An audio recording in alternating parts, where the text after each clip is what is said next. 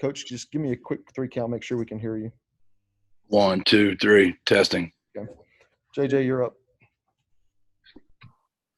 Jeff, what can you say about the effort of your guys today, just never quitting and being in this thing all the way to the end? It's what they've done every week. It's what they've done as long as I've known them. It's how they were this summer in their volunteer workouts. It's how they've been on their COVID tests. It's all they've ever done. They've never done anything but that for me. And I'm as proud of them today as I have been the last 3 weeks. We don't celebrate moral victories. We didn't come over here to play it close. We came over to win the game. We thought our best would be good enough. And it just fell up just a little bit short, JJ. What about the effort of your defense, forcing 4 turnovers, really keeping you guys in it today? About that effort today? It's been no different the entire year. They've been that way all the time. It's just, sometimes plays hit and sometimes they don't. Our kids have never not given perfect effort. We don't always have perfect execution, but our kids always give perfect effort. And when you always give perfect effort, eventually the execution is going to match the effort because the preparation gets you ready for these moments. And we're getting better every week. We're getting better every single time we go out there. Now the injuries are starting to add up, and we can't make excuses. That does affect execution at times, but the guy's effort has never, ever wavered. What happened with Josh Atkins? Can you give us an update on what you know right now? Yeah, we're afraid Josh has broken his collarbone, and it's going to be a while before we get him back. And there's a kid that I didn't promise him a jersey. I didn't promise him a number, a locker. He came to help his university, his city.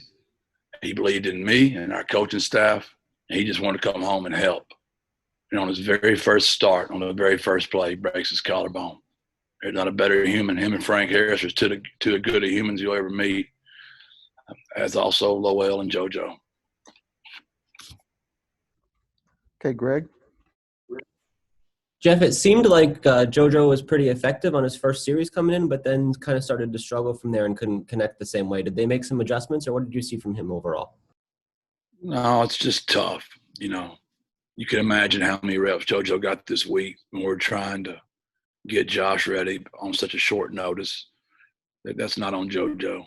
That's on me and not getting him enough reps in practice. So Jojo was fine. We had to help him more, and we didn't protect him at times. Just, that's not Jojo. Yeah, you mentioned the protection. He was under a lot of pressure in this game. What are some of the things you can do or did try to do to maybe buy him a little bit more time when you can? We max protected. We moved him around. We did some things. There's a reason they're really good. You had to sometimes give the other guys credit, and you tip your hat to UAB on some of that. What went into the decision to go to Lowell in the third quarter, and what did he bring to your offense? Lowell's just a real spark. He's got, a lot of experience. And it was just that time I felt as a head coach that we were looking for a momentum change. And I thought he would spark our team. And that's exactly what he did. He has tremendous respect from his teammates, the way he handles the situation, as does Jojo. Okay, Evan? Yeah, I'm under Sharon Coe. I apologize for that. Coach, leaving the field on this one and having that Atkins injury right out of the gates, do you feel like you left some meat on the bone there that maybe if Atkins is in, this game could have been different? And what was the tipping point in this game for you guys to fall just a little bit short? As much as sometimes y'all aggravate me, that's why I've got you guys forward, because you're going to state the obvious. I don't have to do all that. If I get into that business, then that just gives our kids excuses, and we're just not going to have excuses. But obviously, is that the way I'd like to draw up my first head coaching job? that I'm already, playing my third and fourth ones. And I'm just thrilled that I've got those two guys. I mean, there are a lot of programs that wouldn't have this. And OL and Jojo worked their tails off. I just hate it, for all my kids right now, especially Josh. Like I was saying to JJ, didn't promise him a jersey number, a locker, starting position, anything. He just wanted to come home, help his university and his city in his very first start. There's a very human side of this that sometimes we forget. He's such a great kid, and I'm just heartbroken for him. At least, Frank got really good news. We didn't get really good news with Josh, and it just breaks my heart for him. And then speaking of Frank, how close was Frank leading up into this game, and do we know what projections he could be for next game against BYU? Frank says he's fine. I'm worried for Frank. I need to protect Frank from Frank. I called his high school coach, Coach Johnston. I spoke to his father because I love Frank, as I do all my kids. But sometimes you got to protect the athlete from the athlete. And we'll look at him Sunday. He was ready. He wanted to go this week. He did. And that was a head coach's decision to hold him back. And it's a long season, man. And if that really is the best team in our conference, watch out for the runners. Thank you so much, Coach. Okay, Greg. Jeff, what did you make of Sincere McCormick's play today and how he was able to really carry the offensive load through some stretches? It's just the way he practiced all week, Greg. I mean, he was really tired of hearing. Once again, the media really helped me there. Yeah, everybody was talking about number 4, and it really got him juiced. And he had his best week of practice. We have those tracking devices on all of our athletes that tell us how fast they run, how far they run, how explosive they are in practice. And for the first time all year, Sincere McCormick outworked everybody on the team. It's the first time that's happened. And that wasn't a coincidence. He played that way. That's the way he practiced. Coming down the stretch of this one today with about 5 minutes left, you guys had a 4th and 18 with 2 timeouts. Did you think about punting there, or what was the mentality to go for it? I think it was 4th and 11, Greg. I don't think it was 4th and 18. It might have been 4th and 18. It doesn't really matter. We were on the 40. I mean, you're talking about 35 yards of field. What does it really matter? As many penalties they've been throwing for defensive pass interference and holding, and the guy really did a good job of coming over. So it wasn't DPI, but if he had just hit us a little bit there, we would have got that first down. I thought about, there's a couple of things I thought about there. Obviously, when they don't work, they're never good. Yeah, I just didn't think from the 40-yard line, and I could be off maybe a little bit factually on that, Greg. I had to go back and look at it. And then at the very end of the game, Solomon Wise is called for the roughing the kicker, roughing the punter there. What did you tell him coming off the field after that one? I'm the one that made the call to go block the punt. That's on me. He gave great effort, and he wasn't far from blocking it. I was hoping they were going to give us the 5-yard penalty, which is what we got last week. And we didn't get it this week. We got the other one this week. And he said he didn't have an opportunity to come down on his correct foot. So that's why the personal foul was thrown. I thought Solo gave great effort, and I'm proud of him, and I'd make the same call again. All right. Thanks, Coach. We'll get the players in here shortly. Thanks, Jeff. Sorry, man.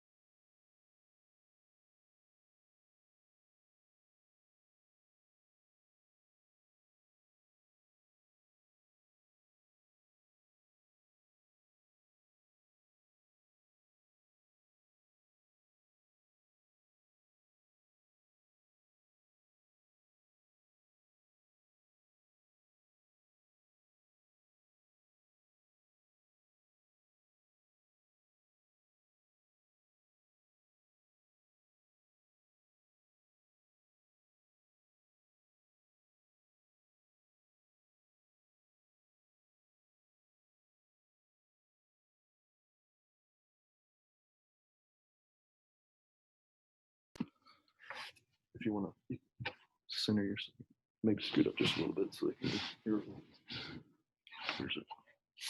Actually, there we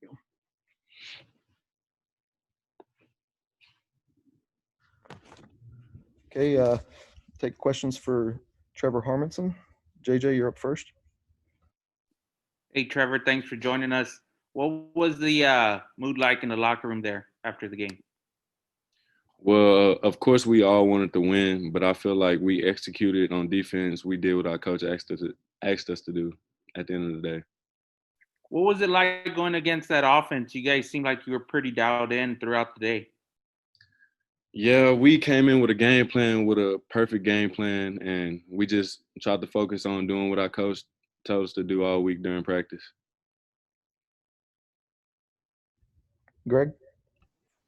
Trevor, how were you guys able to force so many turnovers in this one? You got 4 takeaways against these guys. This week during practice, we focused on being physical on defense, and we focused on getting takeaways. So I guess that carried on into the game today.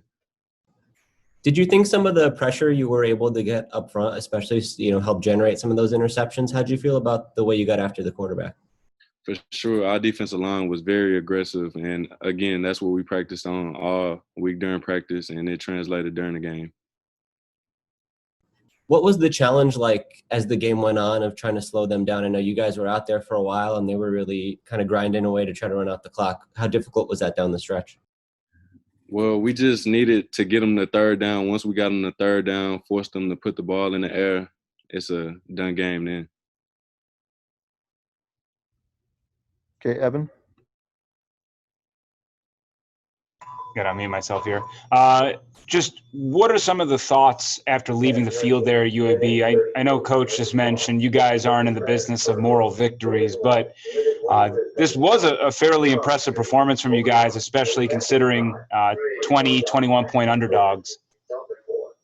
Well, of course, we always want to win, but I feel like we gave great effort to the circumstances that we were handed at the beginning of the game. We're losing our starting quarterback, but we played. We did what we could do. Focus on the things we can control.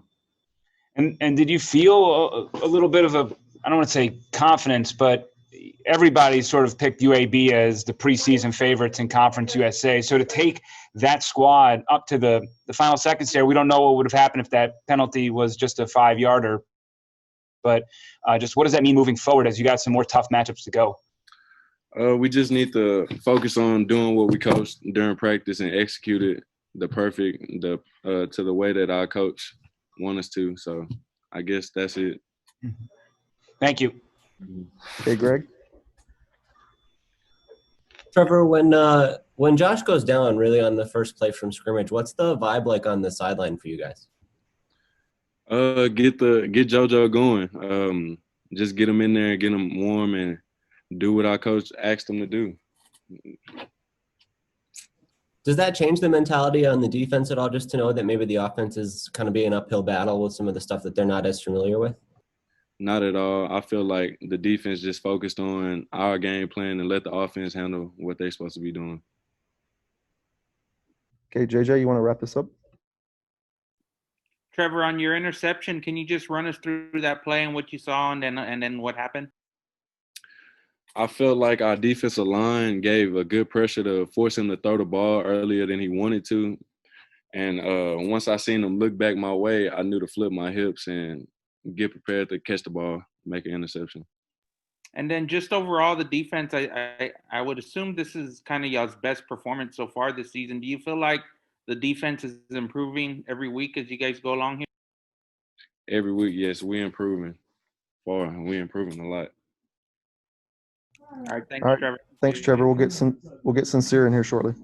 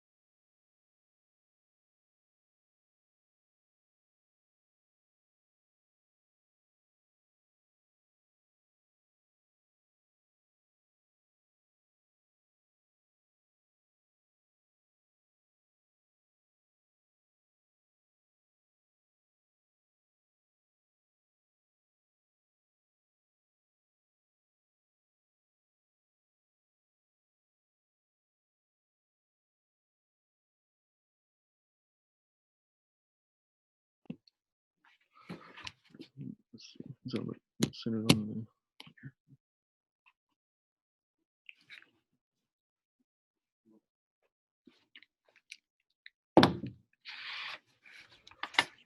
Okay, we'll take questions for Sincere McCormick. JJ, you're up. Hey, Sincere, thanks for joining us. What was the mood like in the locker room after the game? Looking forward after the game, we was walking into the locker room. I went in there and encouraged the guys to keep their heads up no matter what. We fought all the way to the end, and unfortunately, we didn't like the outcome of it. But the atmosphere was like, we got to come back the next week and focus on the task at hand. We had to work on some stuff with some of the stuff that kind of held us back in the game. We kind of just want to focus on that leading up to BYU. So we came in there. We know we fought all the way to the end, and we did everything we possibly could do. What was when Josh went down and you guys had to get Jojo in there? What was the mood like on the sidelines at that point?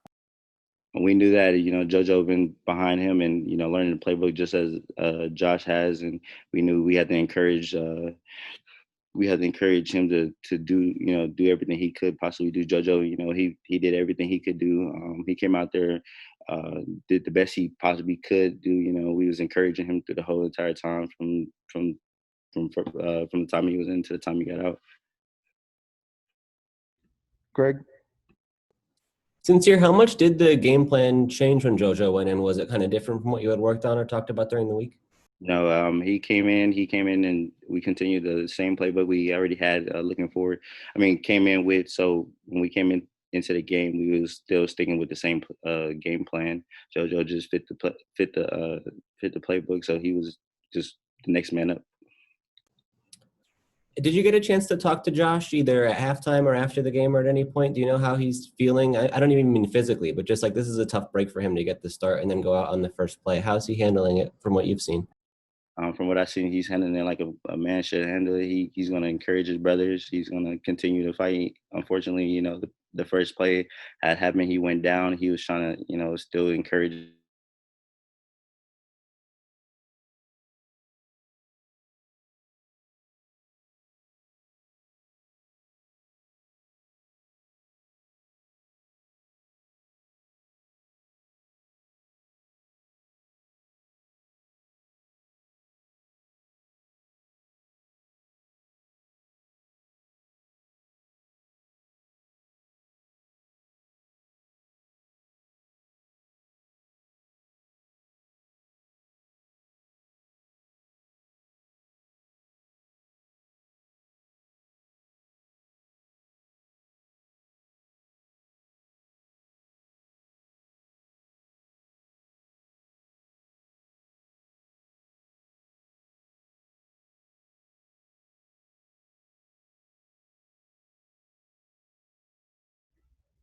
Hey, stand by. We we lost the computer, so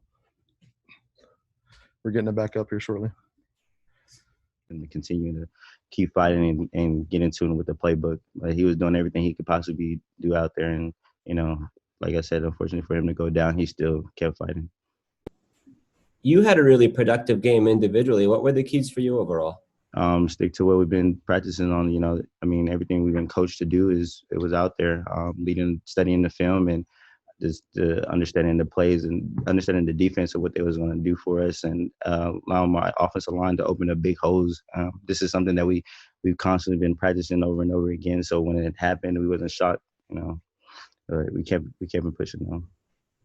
Coach Traylor said in practice you had the best metrics on the how much people are working, how far they're moving around, and how fast they're going, and that he saw an extra fire from you this week. Was there something that brought that out of you, or did you see that in yourself? I saw it myself. Pretty much, I just knew that I needed to get more in tune. I felt like the past couple of weeks that I haven't really been myself. I kind of talked to myself and prayed about it and continue to drill fire into my teammates, and into myself to work more, do extra, do more than the next man out there. After practice, running, constantly preparing my body for the game, constantly preparing my mind for the game, and continue to keep pushing and driving the whole entire time. How about in the third quarter there when Lowell came in? What did that do for your offense overall? pumped us up. We had faith in him, just like the last quarterback. We encouraged him to make plays. We kept him pushing. When we're in the game, we like, I got your back, you got my back, and all we need, all we got. That's pretty much how we was going. That's pretty much how we was rolling through the whole game.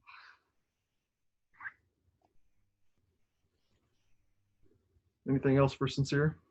We'll let him get out of here. I just one question.